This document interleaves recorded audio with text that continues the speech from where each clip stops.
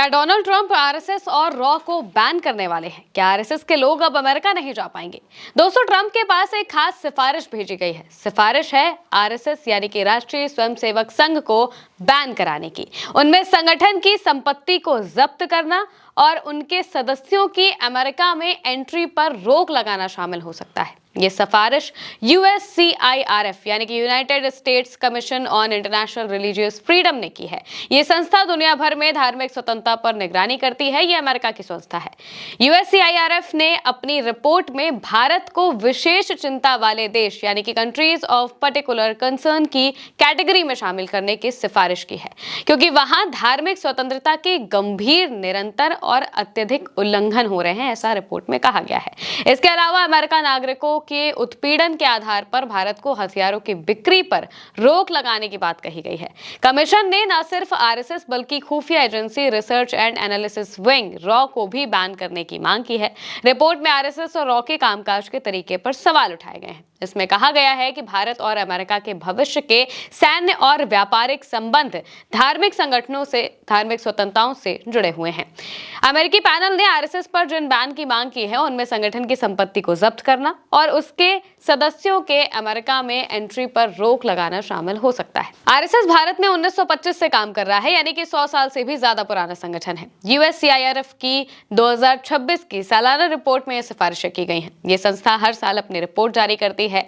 USCIRF America की एक स्वतंत्र एजेंसी है जो कि धार्मिक आजादी के अधिकार पर नजर रखती है और व्हाइट हाउस को सुझाव देती है। हालांकि व्हाइट हाउस ये सुझाव मानने के लिए बाध्य नहीं होता है, वो इस पर विचार कर सकते हैं। और इस बार रिपोर्ट में भारत को लेकर कई बातें कही गई हैं। रिपोर्ट को इस महीने की शुरुआत में जारी किया गया था। आयोग ने बीते साल 2025 में भी रॉ पर सिख अलगाववादियों की हत्या की साजिशों में शामिल होने का आरोप लगाते हुए बैन की मांग की थी।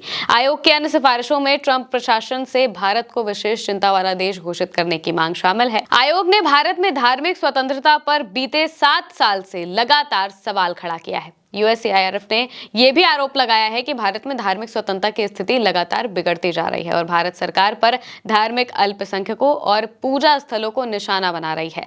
रिपोर्ट में कहा गया कि कई राज्यों में धर्मांतरण विरोधी कानूनों को लागू करने या फिर मजबूत करने के प्रयास किए गए, जिनमें कठोर कारावास यानी कि कठोर जेल की सजाएं शामिल है।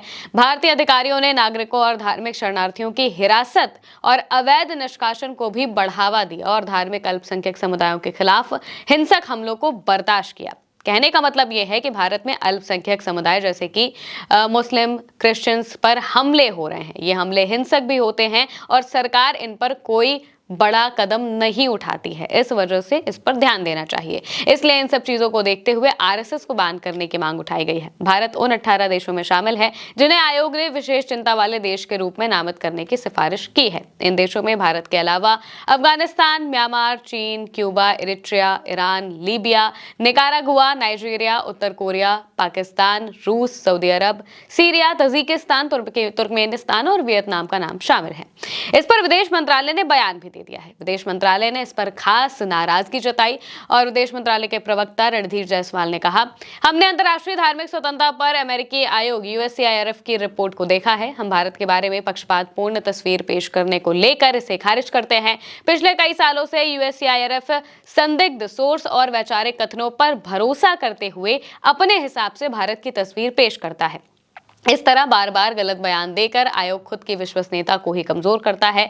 भारत की आलोचना करने के बजाय USCIRF को संयुक्त राज्य अमेरिका में हिंदू मंदिरों में तोड़फोड़ करने वाली घटनाओं पर ध्यान देना चाहिए। विदेश मंत्रालय के प्रवक्ता ने कहा है कि अमेरिका में भारतीय प्रवासी समुदाय के खिलाफ बढ़ती असहिष्णुता और धमकी पर विचार करना चाहिए, यानी कि भारत की तरफ से इस बात की निंदा की गई है। हालांकि अब ये व्हाइट हाउस पर डिपेंड करता है कि वो इस सिफारिश का जवाब क्या देंगे। इस पूरे मामले पर कांग्रेस ने भी बयान दिया था और आरएसएस को बैन करने की सिफारिश पर उन्होंने समर्थन भी जताया था। अब ये देखना होगा कि इस पर आगे क्या होता है। फिलहाल के लिए मेरे साथ इस खबर में इतना ही। आप देखते रहिए उल्टा चश्मा यूसी।